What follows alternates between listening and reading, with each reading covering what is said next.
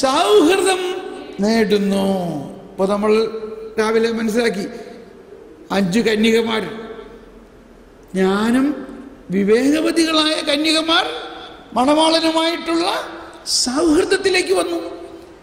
വിവേകം ഇല്ലാത്തവരോ അവര് പിന്നീട് വന്ന് മുട്ടിയപ്പോ ചോദിച്ചു, അപ്പൊ എന്തുത്തരം കിട്ടി?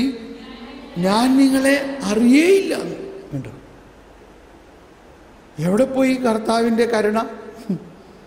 എന്തുകൊണ്ടാണ് ഞാൻ നിങ്ങളെ അറിയില്ല എന്ന് പറയുന്നത്? ഇതാണ് ദൈവം, ജ്ഞാനത്തിന്റെ പൂർണ്ണതയിലായിരിക്കുന്ന ദൈവം. ഈ വലതുവശം, എൻ്റെ വലതു കൈ, ആ ജ്ഞാനം നൽകിക്കൊണ്ട് ഇടതുവശം നമ്മൾ ഓരോരുത്തരെയും ആ ജ്ഞാനത്തിലേക്ക് ഉയർത്താൻ ആഗ്രഹിക്കുന്ന ദൈവം.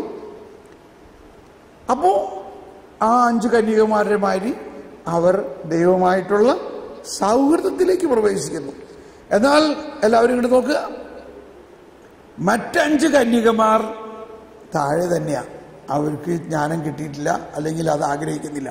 അപ്പൊ കണ്ടോ, അതുകൊണ്ടുള്ള ദൂഷ്യം എന്താ? ദൈവം ഒരു ലെവലില്, ഇവര് വളരെയധികം താഴ്ന്ന ലെവലിൽ.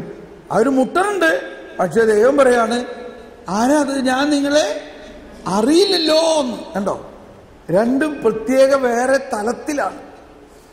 അപ്പോൾ നമ്മൾ ദൈവത്തെ അറിയണമെങ്കിൽ, നമ്മൾ ദൈവവുമായിട്ടുള്ള സൗഹൃദം ശക്തമാകണമെങ്കിൽ എന്ത് വേണം?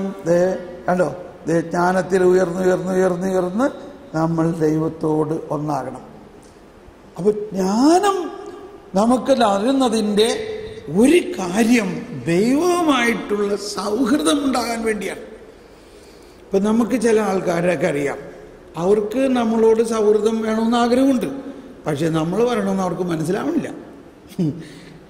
നമ്മൾ പറയണതൊന്നും അവർക്ക് മനസ്സിലാകുന്നില്ല. അപ്പൊ സാവധാനം നമ്മൾ അവർ വരുമ്പോഴേക്കും എങ്ങനെയെങ്കിലും ഒഴിയാൻ നോക്കും. കാരണം ഞാൻ എന്തോരം പറഞ്ഞിട്ട് അയാൾക്കൊന്നും മനസ്സിലാവണില്ല. അങ്ങനെ ഇരിക്കെ നിങ്ങൾ വേറൊരാളെ കാണുകയാണ്, നമ്മുടെ കൂടെ പഠിച്ചു, നമ്മുടെ കൂടെ നൊവിഷേറ്റിലുണ്ടായിരുന്നു, നമ്മുടെ കൂടെ ഉണ്ടായിരുന്നു. ആളെ കണ്ടപ്പോഴേക്കും അയ്യോ എത്ര നാളായി ഇതിനെ കണ്ട്, വാ നമുക്കൊന്ന് സംസാരിക്കാനുണ്ട്, എനിക്ക് കുറെ കാര്യങ്ങൾ പറയാനുണ്ട്, കാരണം നീ എൻ്റെ മനസ്സിനടങ്ങിയോളാം, ഞാൻ പറയണതൊക്കെ നിനക്ക് മനസ്സിലാവുന്നുണ്ട്. You understand me? ഒരു തെറ്റിദ്ധാരണയില്ല അതിനകത്ത്. കാരണം നമ്മൾ പറയണത് മനസ്സിലാകുന്ന ഒരാള്, ആ ആളോട് നമുക്ക് കൂടുതലായിട്ട് പറയാനുള്ള ആഗ്രഹം. അപ്പോൾ നമ്മൾ ഇവിടെ നിർത്തുകയാണ്. നമ്മൾ ഇന്ന് ഓണസദ്യയ്ക്ക് വേണ്ടി ഒരുങ്ങുകയാണ്. ഈ സമയത്ത് നിങ്ങൾക്ക് സംസാരിക്കാം, നിങ്ങൾ ഓണം ആശംസിക്കാം. എന്നിട്ട് നമ്മൾ എത്ര മണിക്ക് തിരിച്ചു വരുന്നു? 3 മണിക്ക് തിരിച്ചു വരുന്നു. നമുക്കൊരു നിമിഷം കണ്ണടച്ച് പ്രാർത്ഥിക്കാം. ദൈവമേ, ഈ ഓണസദ്യ, ഏത് ഓണസദ്യ? ദൈവത്തിൻ്റെ ജ്ഞാനത്തിൻ്റെ ഈ ഓണസദ്യ ഞങ്ങൾ വിടണില്ല. ദൈവമേ, ഞങ്ങൾക്ക് കൂടുതൽ ജ്ഞാനം നൽകണമേ. ഈ ഇടവേളയിൽ ഞങ്ങളുടെ കേരളത്തിൻ്റെ ഏറ്റവും വലിയ ആഘോഷത്തിൽ പങ്കുചേർന്നുകൊണ്ട്, അതിലും ഒരു ദൈവീകത കണ്ടെത്തിക്കൊണ്ട്, അതിൽ സന്തോഷിച്ചുകൊണ്ട് ഞങ്ങൾ സ്നേഹം പങ്കുവെക്കുന്നതിന് ഞങ്ങളെ അനുഗ്രഹിക്കണേ. Praise the lord. ആമേൻ. എൻ്റെ ആത്മാവങ്ങയോടൊട്ടി ചേർന്നിരിക്കുന്നു. ഇത് പാടിക്കൊണ്ടങ്ങ് പോയിക്കോ, ഇത് പാടിക്കൊണ്ട് പോയി.